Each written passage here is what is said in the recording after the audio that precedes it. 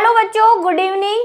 मैं प्रिया राठौर आ गई हूँ आपके लिए नया लेक्चर लेकर, जो कि हमारा चल रहा है 25, यानी कि बहुत लंबा वाला जो चैप्टर है। और चैप्टर नंबर 5 हम पढ़ रहे थे, और आपको पता है कि चैप्टर फ्लो क्या था। उसके बाद आज जो हम पढ़ने वाले हैं वो पढ़ने वाले हैं द्विबीजपत्री की बीज संरचना, और उसके बाद हम पढ़ेंगे एक बीजपत्री की बीज संरचना, जो कि मैंने आपसे पिछले लेक्चर में प्रॉमिस किया था कि हम बीज की संरचना देखेंगे। तो आज क्योंकि हमारे पास दो तरह के बीज हैं, द्विबीजपत्री और एक बीजपत्री, यानी मोनोकोट्स और डाइकोट्स, तो उनके बीजों की संरचना थोड़ी सी डिफरेंट है, वो हमें पढ़नी है। स्टार्टिंग में हम सबसे पहले पढ़ेंगे द्विबीजपत्री बीज की संरचना, यानी कि जो डाइकोटिलेडन्स हैं उनके बीज का स्ट्रक्चर कैसा होता है, सीड का स्ट्रक्चर कैसा होता है, उसके बारे में पढ़ेंगे। ये तो बात पक्की है ना कि द्विबीजपत्री किसे कहते हैं, जिसमें दो कोटिलेडन्स हो, यानी कि जिसको खोलने पर, बीज को खोलने पर आपको क्या दिखे, दो बीज पत्र दिखते हैं, इसीलिए उनको द्विबीजपत्री कहते हैं। ठीक है, सबसे पहला उदाहरण आपको पता है, चना, मटर, कैस्टर यानी अरंडी, सेम यानी कि जो सेम की फली होती है वो, आदि प्रमुख द्विबीजपत्री बीज हैं। ये कुछ है, बाकी आपको सब पता ही है। आप जैसे भी बीज को देखते ही हैं, मैक्सिमम आपने सभी तरह के बीज जो हैं वो देखे हैं, चाहे बादाम हो, ठीक है, चाहे जो है मूंगफली हो, ये सब द्विबीजपत्री हैं, क्योंकि दोनों सबके बीज क्या हो जाते हैं, दो बीज पत्रों में विभाजित हो जाते हैं। सबसे पहले बीज के कवच की बात करें, जो हमने देखो थोड़ा थोड़ा हम पिछले वाले लेक्चर में बीज को डिस्कस करते आए हुए हैं, तो थोड़ा बहुत वहां से थोड़ा बहुत फिर से हम पढ़ा देंगे, ताकि आपका जो बीज है वो क्लियर हो जाए कि द्विबीजपत्री की संरचना अलग होगी और एक बीजपत्री वाले बीज की संरचना अलग होगी। सबसे पहले हम बात कर रहे हैं डाइकोटिलेडन्स की। बीज पत्र तो होंगे दोनों में और कवच भी दोनों में होंगे, लेकिन कवच में थोड़ा थोड़ा डिफरेंस है। सबसे पहले बीज कवच यानी कि सीड कोड की बात करते हैं, मतलब बीज के बाहर का कवर। यह सख्त तथा विभिन्न बीजों में विभिन्न रंगों का होता है। सबके बीज के कलर अलग अलग होते हैं। आपने देखे मूंगफली में जो छिलका निकलता है वो थोड़ा सा ब्राउनिश होता है। चना अगर आप हरा देखेंगे तो हरे कलर का निकलेगा, सूखने के बाद देखोगे तो भूरे कलर का छिलका निकलेगा चने में से, ठीक है, सूखने के बाद। मटर है, मटर पे हरे कलर का होता है। आप सेम का बीज यानी कि एप्पल वाले का बीज देखोगे तो वो थोड़ा सा रेडिश होता है। सेम की फली वाला बीज देखोगे तो ग्रीनिश होता है कवर। तो सबके कवर का जो कलर है वो विभिन्न होता है और सख्त होते हैं, थोड़े से हार्ड होते हैं ये, ठीक है। हमने फिर बात की थी कल वाले सेगमेंट में ही कि प्रत्येक बीज में एक छोटा छिद्र अंडद्वार होता है। अंडद्वार के समीप एक चिन्ह वृंतक होता है। बीज इसी स्थान पर फल से जुड़ा हुआ रहता है। टेस्टा के नीचे एक पतली श्वेत झिल्ली जैसी रचना होती है, जिसे हम टैगमेन कहते हैं या टैगमेन होती है। ये बात हमने कल डिस्कस की थी, मैं आपको एक बार और समझा देती हूँ। क्या चीज कह रहे हैं कि बीज है द्विबीजपत्री के, उसमें दो कोटिलेडन्स होते हैं इस तरह के, ठीक है। बीज में एक संरचना होती है, इसके बारे में अभी हम डिस्कस करेंगे। ये क्या है बीज वाली संरचना, भ्रूण है वैसे, ये आपको बता देती हूँ। अभी हमें इसे भी देखेंगे। ये दोनों क्या है, नंबर 1 और नंबर 2 क्या है इसके, बीज पत्र, कोटिलेडन्स। लेकिन जब ये जुड़ा हुआ रहता है, यानी कि जैसे चना ही बना रही हूं मैं, चने का बीज सबने देखा है, इस तरह का होता है। इसके ऊपर जो ब्राउन सा कवर होता है उसी को हम क्या बोलते हैं, बीज कवच यानी कि सीड कोट। लेकिन वो अकेला नहीं होता है, अगर आप उसको खोलेंगे तो एक तो बाहर की तरफ ब्राउन कलर, और उस ब्राउन वाले के नीचे भी एक हल्की सी पतली सी झिल्ली वाली परत होती है। तो दो कवच होते हैं, एक बाहरी कवच और एक आंतरिक कवच। बाहर वाले को हम बोल देते हैं टेस्टा, जिसको हमने कल हिंदी में भी बताया था कि इसको क्या बोलते हैं, बाहरी कवच। और इसी के अंदर एक और कवच मिलेगा आपको, थोड़ा सा पतला और झिल्ली नुमा रहता है, जिसको अब मैं येलो से बनाने वाली हूं, जस्ट इससे चिपका हुआ ही। और सभी में मिलेगा, सारे द्विबीजपत्री में। अपवाद एक दो हो सकते हैं, लेकिन हम नॉर्मल बात कर रहे हैं अभी। उसको बोलते हैं टैगमैन।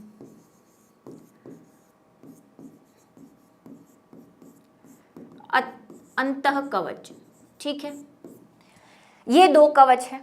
अब बीज को अगर हम और बारीकी से देखें तो आपको यहाँ पे एक साइन सा दिखाई देगा। अब मैं इसको थोड़ा ढंग से बना रही हूं, इन सारी चीजों को छोड़कर मैं आपको बता रही हूं अब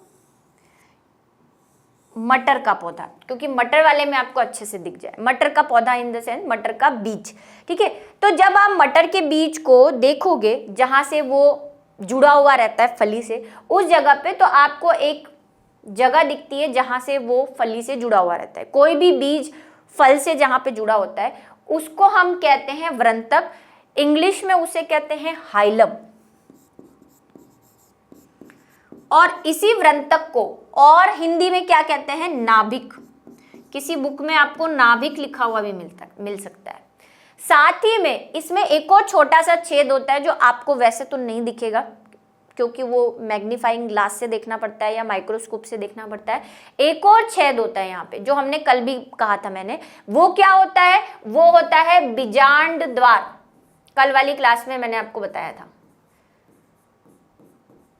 क्यों बीजांड द्वार होता है, क्योंकि ये बीज बीजांड से बना हुआ है, ठीक है। बीज जो है वो बीजांड से बना हुआ है। कल की क्लास अगर आपको याद आ रही हो तो मैंने आपको बताया था कि ये वाली जो जगह होती है वो क्या होती है, बीजांड द्वार होती है, माइक्रोपाइलर एंड। और जब ये पूरा बीज बन जाता है उसके बाद भी ये बीजांड द्वार हमें एक छोटे से छेद के रूप में यहाँ पे मिलता है। जब आप उसको देखेंगे, चने में देखना चाहते हैं तो यहाँ पे दिखेगा आपको, क्योंकि चना इस जगह से जुड़ा हुआ रहता है ना, फली से, या उसके जो जिसमें भी चना रहता है कवर में। और मटर में भी आपको टेढ़ा करके देखोगे तो वहां पे एक तो वह जहां से जुड़ा रहता है वो जगह तो हाइलम, और उसके ऊपर वाला छेद जो है वो क्या होता है, बीजांड द्वार या अंड द्वार भी कहते हैं, ठीक है। यहाँ पे जो लिखा हुआ है अंड द्वार लिखा हुआ है, वो भी सेम चीज है। इसमें भी हाइलम मिलेगा, सारे बीजों में मिलेगा आपको हाइलम, क्योंकि भाई सभी प्लेसेंटा से जुड़े हुए हैं। बीजांड न्यास हमने देखा था, सभी जो है वो ओवरी के अंदर जुड़े हुए रहते हैं। तो ये बात हो गई सीड कोट की बात। अब बात करते हैं भ्रूण की, जो मैंने कहा बीच में जो मैंने संरचना बनाई थी।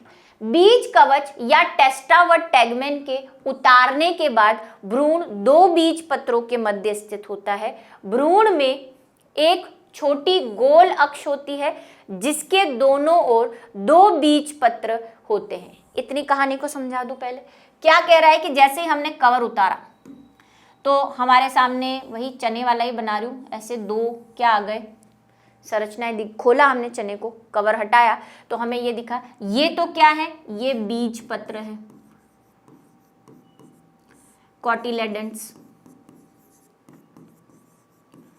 कितने हैं, 1 2। दोनों के बीच में एक यहाँ पे देखो गोल लिखा हुआ है, कई जगह आपको लंबा वर्ड भी लिख सकता है, सबकी अपनी अपनी जो होती है वो थिंकिंग होती है। तो ये जो है गोल लंबा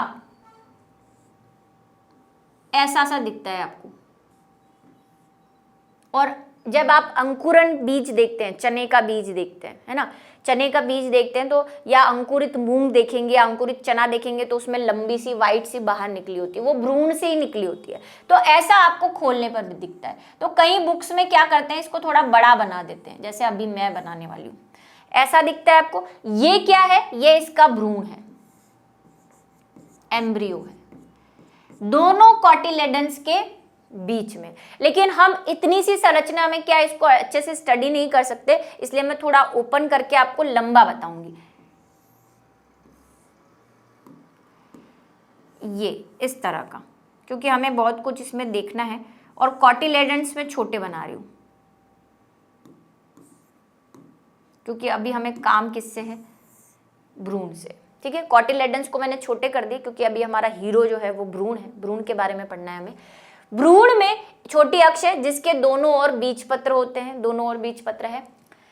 भ्रूण अक्ष का ऊपरी भाग प्रांकुल व निचला भाग मूलांकुर यानी कि रेडिकल कहलाता है। प्रांकुल वृद्धि करके प्ररोह यानी कि प्लूम्यूल बनाता है, तथा मूलांकुर रेडिकल यानी कि जड़ बनाता है। अब बात सुनना, ये भ्रूण है, भ्रूण के ऊपर वाला भाग यानी कि ये, जिसको अब मैं येलो करने जा रही हूं, ये होता है प्रांकुर। प्रांकुर को क्या कहते हैं इंग्लिश में? प्लूम्यूल। कहां लिख दूं प्लूम्यूल? प्रांकुर को क्या कहते हैं? प्लूम्यूल। ठीक है, ये प्लूम्यूल है। और नीचे वाला भाग यानी कि इस तरफ वाला भाग, ये वाला भाग क्या है? इसको मैं ग्रीन बना रही हूं, या इसको ग्रीन बनाते हैं क्योंकि पत्तियां इसी से बनेंगी, इसको ग्रीन बना देते हैं, इसको येलो बना देते हैं। ये वाला भाग है, ये है मूलांकुर। मूलांकुर को कहते हैं रेडिकल।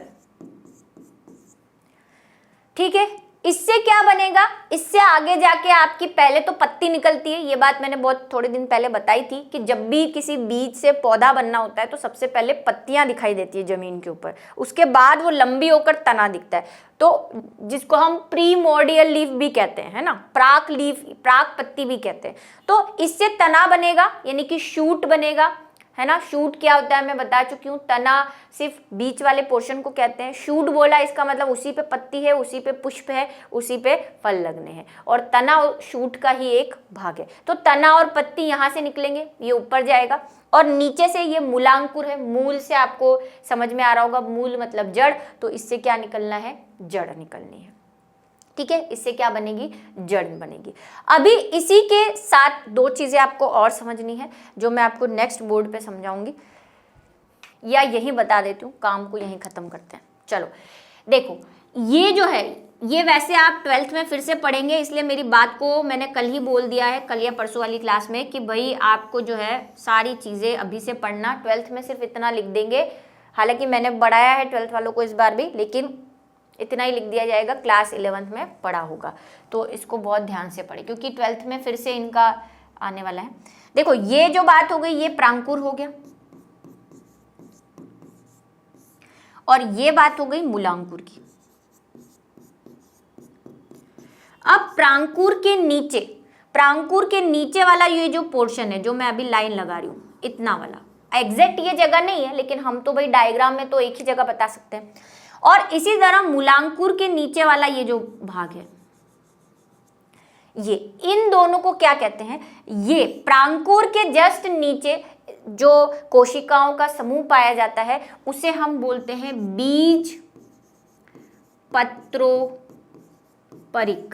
ऊपर है ना, ये ऊपर, ये नीचे, जड़ें नीचे निकलती है, पौधा ऊपर निकलता है, तो ऊपरिक से याद हो जाएगा आपको। बीज पत्र तो ये है, बीज पत्र के ऊपर, ये बीज पत्र हैं दोनों, बीज पत्र के ऊपर है, इसलिए इसको क्या बोल रहे हैं? बीज पत्रोपरिक कह रहे हैं। और बीज पत्रोपरिक के ऊपर ही प्रांकुर होता है। ठीक है, तो ये बीज पत्रोपरिक है, इसको बोलते हैं एपिकोटाइल, याद रखना है ये। इसी तरह बीज पत्र के नीचे, इनकी हमें स्थिति कैसे बताइए? बीज पत्र के सापेक्ष बताइए। बीज पत्र के नीचे की ओर जो संरचना है इसको हम बोलते हैं बीज पत्राधार। आधार पे है, ठीक है, नीचे मतलब आधार, ये ऊपर, ये नीचे, तो बीज पत्रोपरिक और बीज पत्राधार, इसको बोलते हैं हाइपोकोटाइल इंग्लिश में। ठीक है, ये आपको याद रखना है, क्या है, क्यों है, ये सब हम 12th में पढ़ेंगे। अभी भी संरचना याद रखनी है, प्रांकुर के नीचे बीज पत्रोपरिक, और लिखना कैसे है इसको ऐसे लिखेंगे, बीज पत्र के ऊपर बीज पत्रोपरिक और बीज पत्र के नीचे बीज पत्राधार होता है। बीज पत्रोपरिक के ऊपर वाली संरचना को प्रांकुर कहते हैं, जिससे आगे जाकर तना बनना है या शूट बनना है, प्ररोह यहाँ पे लिखा हुआ है। और बीज पत्राधार के आगे के शीर्ष को मूलांकुर, या नीचे वाले शीर्ष को मूलांकुर या रेडिकल कहते हैं, जिससे जड़ें बननी है। ठीक है, और ये तो बीज पत्र है ही, ये बात आपको याद रखनी है, यहाँ पे लिखी हुई नहीं है, आप लिख सकते हैं। अब बात करते हैं भ्रूणपोष की, जो हम पिछले लेक्चर से पढ़ के आए हैं कि किसी बीज में भ्रूणपोष होता है, किसी में नहीं होता है। तो बीजों के प्रकार जब हमने पढ़े थे, और मैंने कहा था मैं आपको डिटेल में फिर से इसको समझाऊंगी। अब मेरी बात को बहुत ध्यान से सुनेंगे सब, ठीक है। क्या होता है भ्रूणपोष, ये मेरी बात सुनना। ये आपको याद नहीं रखना है, लिखना नहीं है, बस समझने की कोशिश करना, क्योंकि अभी मैं लिखा हुआ पढ़ लूंगी लेकिन समझ में कुछ नहीं आएगा, लेकिन आपको लिखना यही है, क्योंकि जो प्रोसेस मैं आपको पढ़ाने वाली हूँ वो आपके सिलेबस में नहीं है, वो आप 12th में पढ़ोगे। ठीक है, अब ये प्रोसेस सुन लेना बस आप, ताकि आपको समझ में आ जाए, और समझ में आ जाएगा तो लिखना आसान हो जाएगा। क्या होता है कि जब नर व मादा है ना, यानी परागकण, नर के तो फूलों के मैनर में हम क्या बोल रहे हैं, परागकण होते हैं, और मादा वाला हमारे पास जो होता है वो होता है एग, अंड। ये अंड है वो कहाँ रहता है, ये हमने लास्ट क्लास में डिस्कस किया था कि एक भ्रूण कोश नाम की संरचना बनती है, जो मैंने कहा था कि वो कैसी होती है, वो 8 केंद्रकीय और 7 कोशिकीय। मैंने बताया था ना इस तरह से कि बीजांड के अंदर, किसके अंदर, ओव्यूल, बीजांड के अंदर 3 ऊपर कोशिकाएं होती हैं, 3 नीचे कोशिकाएं होती हैं, जिसमें से एक बीच वाली जो होती है वो अंड होता है, और 2 जो होती है वो सेंटर में होती है। ये कहानी हमने पढ़ी थी। परागकण तो सिंपल सा होता है, कुछ ऐसा। ठीक है, परागकण के अंदर 2 नर युग्मक होते हैं। कितने नर युग्मक होते हैं, 2 नर युग्मक। नर युग्मक याद नहीं रहे तो ऐसी बात याद रखो कि 2 केंद्रक होते हैं। यहां पे भी बीच में 2 केंद्रक है और अंडा है। हमें मिलाना किस है, हमें तो निषेचन करवाना है, मतलब नर और मादा को मिलाना है। अब ये निषेचन कैसे होता है जरा सुनो। अब मैं ये चीज यहां पे बना रही हूं, सबके नाम आपको याद नहीं रखने हैं क्योंकि है ही नहीं। इसको प्रतिव्यासांत कोशिकाएं कहते हैं, है ना, कल भी बताया था। और 2 ये सहायक कोशिकाएं हैं, और बीच में हमारा अंडा है ये वाला, और ये 2 कोशिकाएं। अब क्या होता है, ये परागकण यहाँ पे आता है। कैसे आता है, क्यों आता है, वो हमें कहानी पढ़नी नहीं, 12th में पढ़ना है। ये परागकण अंदर आता है और क्या करता है, इसके पास 2 केंद्रक है, इसमें से एक केंद्रक तो किससे मिलेगा, हमारी एग से, मतलब अंडा प्लस इसका एक केंद्रक मिलके निषेचन हो जाएगा, और उसी से हमारा क्या बनेगा, जाइगोट, यानी कि युग्मनज। निषेचन के बाद क्या बनता है, जाइगोट बनता है ना, नर और मादा मिलके निषेचन करते हैं और जाइगोट यानी युग्मनज बनाते हैं। ये कहानी समझ में, इसका अभी हमें काम नहीं है। अब देखो इसके पास एक और बचा हुआ है, इसके पास ये 2 केंद्रक है। ये सोचते हैं हाय हमसे तो कोई मिलने ही नहीं आता, बड़ी दुखी की बात है। तो ये सोचता है मैं आया हूं ना, मैं अंडे से भी मिलूंगा और मेरा एक दोस्त लेकर आया हूं, उसको आपसे मिलाऊंगा। तो ये दो केंद्रक है, मतलब 2n है। n इंटू n कितना हो गया, 2n हो गया। मैथ्स की सिंपल सी कहानी है, n और n 2n, इसको भी एक n मान लो, तो ये एक और n है। अब ये 2n और ये n मिल जाएंगे तो कितने हो जाएंगे, 2n और एक n कितने हो गए, 3n। इसको हम क्या कहते हैं, क्योंकि 3 है ना, त्रिगुणित कहते हैं। ये जो त्रिगुणित कोशिका बनेगी, अब ये तीनों मिल जाएंगे तो एक कोशिका में 3 केंद्रक हो जाएंगे, ये बनाएंगे भ्रूणपोष। वो भ्रूणकोश था, ये भ्रूणपोष है, क्योंकि इसमें पोष वर्ड आ रहा है, मतलब पोषण। ये क्या देता है, यही जो बाद में बीज बनेगा, इन सब क्रियाओं के बाद जो बीज बनने वाला है, जो भ्रूण बनने वाला है, ये जाइगोट से ही तो वो भ्रूण बन रहा है जो हम पीछे देख कर आए है ना। जो बीज पत्र में हमने वो भ्रूण बनाया है ना, वो किससे बन रहा है, जाइगोट से। लेकिन इस जाइगोट को खाना देने का काम किसका है, इसको कहते हैं भ्रूणपोष, यानी कि एंडोस्पर्म।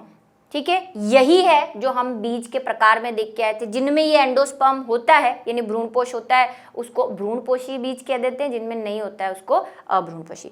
अब यही कहानी हम यहाँ पढ़ने वाले हैं। ये एंडोस्पर्म बन गया, ये मैंने आपको बताया कैसे बना, आपको सिर्फ ध्यान रखना है। भ्रूणपोष एक भोजन संग्रह उत्तक है, यानी कि टिश्यू है।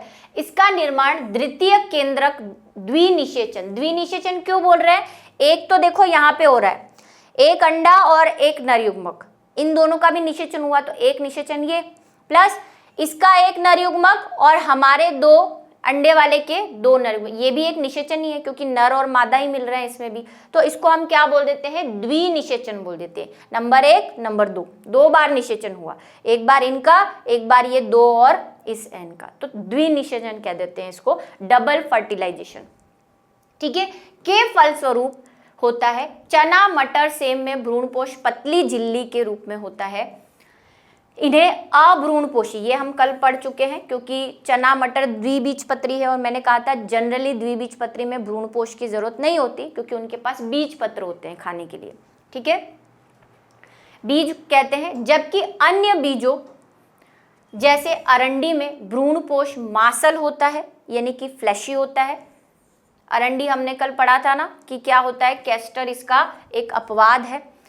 ऐसे बीज भ्रूणपोषी कहलाते हैं, यानी कि एंडोस्पर्मिक कहलाते हैं। ये दो बातें हम लास्ट क्लास में कर चुके हैं। तो समझ में आया कि भ्रूणपोष क्या होता है, यही पोषण प्रदान करता है सबको। और इसका एक बीजपत्री में ज़्यादा कंट्रीब्यूशन होता है क्योंकि उनके पास बीज पत्र बहुत कम है, लेकिन इनके पास 2 बीज पत्र होते हैं द्विबीजपत्री में, इसीलिए इनके पास एंडोस्पर्म की इतनी रिक्वायरमेंट नहीं रहती। चलिए नेक्स्ट चलते हैं, एक बीजपत्री की संरचना। इसको भी हम थोड़ा बहुत लास्ट क्लास में डिस्कस करके आए हैं, लेकिन फिर से पढ़ लेंगे, कोई दिक्कत नहीं है। मक्का का दाना, यहाँ पे हम जो भी संरचना पढ़ेंगे अभी मक्के को मान के कर रहे हैं, क्योंकि मक्का एक बीजपत्री है, गेहूं एक बीजपत्री है, चावल एक बीजपत्री है, लेकिन ऑथेंटिक रूप से हम जो है संरचना की जो करते हैं गणना वो मक्के पे करते हैं। तो यहाँ पे मक्के में आपकी बुक में भी मक्के के हिसाब से दे रखी है। ठीक है, मक्का का दाना एक सामान्य एक बीजपत्री बीज है जिसमें बीजावरण यानी कि सीड कोट तथा फल भित्ति यानी कि पेरिकार्प संयुक्त रहते हैं। क्या कह रहा है ये कि बीज कवच की जो हम बात करते आए हैं कि उनमें तो 2 होते हैं, टेस्टा और टेगमेन, इनमें भी 2 ही होते हैं, टेस्टा और टेगमेन। लेकिन मक्के में क्या हो जाता है, मक्का थोड़ा स्पेशल है और भी ऐसे एक बीजपत्री हैं बहुत सारे जिनमें ये केस होता है। ये है मक्का का दाना, ऐसा होता है। भुट्टे का दाना देखा है आपने। इसमें क्या होता है, इसका जो बीज कवच होता है जिसको हम क्या बोल रहे हैं, सीड कोट, वो प्लस इसकी जो फल भित्ति होती है, क्योंकि बीज, ये बीज है और यही फल है। ठीक है, मक्के में भुट्टे को, भुट्टा पूरा फल होता है, लेकिन और जो भुट्टे पे लगे हुए दाने होते हैं वो क्या होते हैं, वही तो बीज होता है उसका। तो इसकी जो है फल भित्ति, अब वो एक क्यों होता है, क्योंकि यही इसकी फल भित्ति और बीज की फल भित्ति मिक्स हो गई है। बीज इतना बड़ा हो गया है कि उसने फल को पूरा ढक ही लिया। तो बीज कवच ऊपर रहता है और अंदर की तरफ इसकी फल भित्ति रहती है। इसकी जो तीनों फल भित्तियां हैं, कौन कौन सी, बाहरी फल भित्ति, मध्य फल भित्ति, अंतर फल भित्ति, 3 फल भित्ति होती है। इसकी तीनों फल भित्तियां एक बन गई है। अब ये जो एक बन जाती है, और तीनों को हम कॉमन फॉर्म में क्या कह रहे थे, पेरिकार्प कह रहे थे ना। अगर आपको याद हो लेक्चर जब हमने फल भित्ति पढ़ी थी कि फल भित्ति को क्या बोलते हैं, पेरिकार्प, वो 3 प्रकार की होती है। तो इसकी तीनों फल भित्तियां जो हैं वो क्या हो गई है, बीज कवच से जुड़ गई है, सीड कोट से जुड़ गई है। इसका टेस्टा और टेगमेन प्लस तीनों फल भित्तियां मिला के एक झिल्ली जैसी संरचना बना लेते हैं, और इसीलिए इसको पूरे को ही हम क्या बोल देते हैं, पेरिकार्प कह देते हैं। ठीक है, यहाँ पे लिखा हुआ है पेरिकार्प, संयुक्त हो जाती है, पेरिकार्प कह देते हैं। ये इतनी बात हुई, आगे बनाएंगे, पढ़ेंगे फिर बनाएंगे। ठीक है, नहीं तो अभी सारा मैं बोल दूंगी। बीज कवच सीड कोट, यह बीज के चारों ओर पीले रंग की, मक्के का भुट्टा देखा है सबने, है ना, पीले रंग का होता है, पीले रंग की पतली झिल्ली के रूप में होता है। वास्तव में बीजावरण व फल भित्ति पूर्णतः आपस में संयुक्त होते हैं। ये बात हमने कर ली। भ्रूणपोष, अब ये एक बीजपत्री है तो इनमें भ्रूणपोष तो होना ही है। मक्का के दाने में अनुलंब काट, यानी कि आप जब इसका वर्टिकल सेक्शन लेंगे, जैसा कि हमने बनाया है, मक्के को ऐसा काटा जैसा हमने बना रखा है, तो कैसे देखेंगे। और आपके पीछे जो एनसीईआरटी के क्वेश्चन है वहाँ पे दिया हुआ भी है कि किसी एक बीजपत्री और द्विबीजपत्री के अनुप्रस्थ या अनुलंब काट का चित्र बनाओ। तो ये चित्र आपको ध्यान रखने हैं, जो मैंने पहले द्विबीजपत्री के भी बनाए। अब चना बोलेगा तो भी वैसा ही बनेगा क्योंकि हमने चना ही बनाया है। और मक्का बोले या एक बीजपत्री बोले तो मैं आपको मक्के का भी बता दूंगी और एक दूसरे एक बीजपत्री का भी बता दूंगी। ठीक है, द्वारा 2 असमान भागों में पतली उपकला द्वारा विभाजित किया जा सकता है। इसे ऊपरी बड़े व चपटे भाग को भ्रूणपोष यानी कि एंडोस्पर्म कहते हैं। वापस उस डायग्राम पे जा रही हूं मैं, ये देखो कर दिया। अब इसमें क्या है, भ्रूण जो है, बीजपत्र तो एक बीजपत्री है, एक बीजपत्री के बीजपत्र बहुत बहुत छोटे होते हैं। इनके पास पूरा मैक्सिमम पार्ट जो है वो किसने घेरा होता है, भ्रूणपोष ने, वही जो 3N से बनकर आया है, एंडोस्पर्म।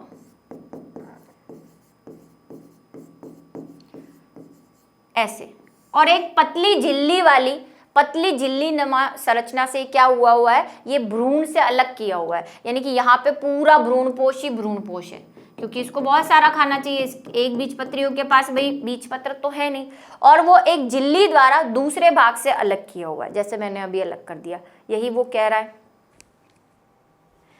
अपने भोज्य पदार्थ मंड के रूप में संचित रहता है इसमें, ठीक है। इसमें क्या होता है, भोज्य पदार्थ किसके रूप में संचित रहता है, स्टार्च के रूप में, मंड के रूप में। भ्रूण की सबसे बाहरी परत को बीजावरण यानी कि सीड कोट कहते हैं, से लगी रहती है, केवल प्रोटीन की बनी होती है, इसको एल्यूरोन परत कहते हैं। ये कहाँ है, फिर से डायग्राम पे आ जाओ।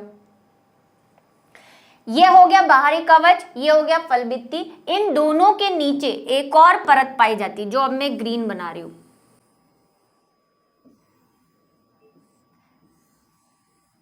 ये कैसी होती है, प्रोटीन की बनी होती है, इसको एल्यूरोन कहते हैं। ये भाई याद रखना, नीट में क्वेश्चन पूछा हुआ है, मक्के के दाने में बीज कवच के नीचे प्रोटीन की परत को क्या कहा जाता है, एल्यूरोन कहा जाता है। या इससे उल्टा भी पूछ सकता है कि एल्यूरोन किसकी बनी होती है, प्रोटीन की बनी होती है, ठीक है, ये ध्यान रखेंगे आप। अब भ्रूण की तरफ आते हैं। भ्रूण एम्ब्रियो, वहां पे कैसा था, द्विबीजपत्री में दो बीजपत्र के बीच में लगा हुआ था, यहाँ पे ऐसा कुछ नहीं है। भ्रूणपोष के ठीक नीचे भ्रूण स्थित होता है। भ्रूण के निचले भाग में ढाल के प्रकार का एक बीजपत्र होता है, क्योंकि ये एक बीजपत्री है तो इनके पास कैसा होगा, एक बीजपत्र, वो भी कुछ स्पेशल मिलेगा आपको, जिसे बरूथिका या स्क्यूटेलम कहते हैं। ये हमने लास्ट क्लास में मैंने आपको नाम बताया था इंग्लिश वाला, कि इसके बीजपत्र को स्क्यूटेलम और हिंदी में क्या कहते हैं, बरूथिका। इस बरूथिका के ऊपर प्रांकुर और नीचे की ओर मूलांकुर पाया जाता है। वापस डायग्राम पे चलें। क्या होगा, भ्रूणपोष के नीचे, ये भ्रूणपोष के नीचे हो गया, यहाँ पे एक बीजपत्र पाया जाता है। अब ये एक बीजपत्र देखो उससे बहुत डिफरेंट है, ये ऐसा सा है, बिल्कुल पतला सा। क्या है, क्या बोल रहे हैं इसको, स्क्यूटेलम, बरूथिका, स्क्यूटेलम बोल रहे हैं इसको, इस बीजपत्र को। और स्क्यूटेलम से लगा हुआ नीचे की तरफ क्या होता है, भ्रूण होता है, जो मैं अब ब्लू बनाने वाली हूं, ये भ्रूण है इसका। भ्रूण, अब भ्रूण है तो इसमें प्रांकुर और मूलांकुर होंगे। भ्रूण का ऊपर वाला भाग यानी कि ये वाला भाग है प्रांकुर और ये वाला भाग है मूलांकुर।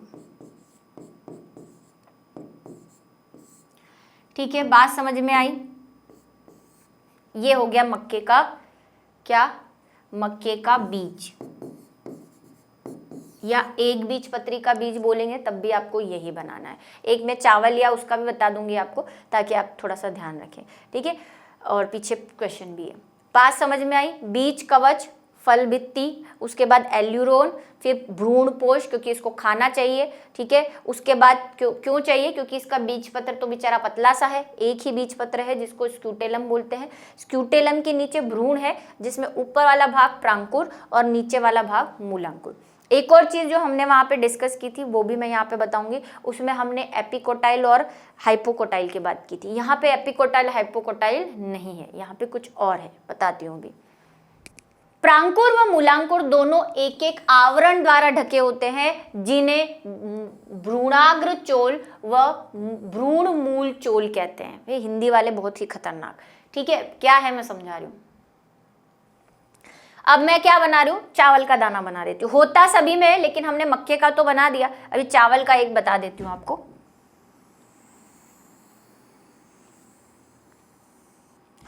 ठीक है, ये चावल का समझ लीजिए, ये चावल का बीज है। इसमें क्या होगा, इतना पार्ट तो कौन खा जाएगा, भ्रूणपोष खा जाएगा।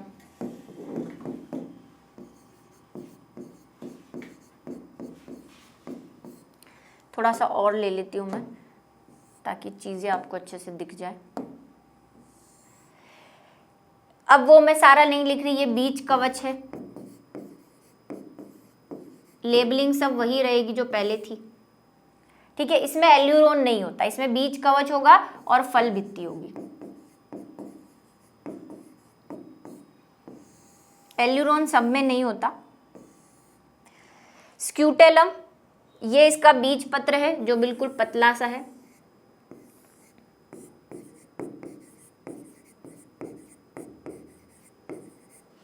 बरूथिका कह रहे हैं जिसको। अब नीचे भ्रूण है, ये वाला।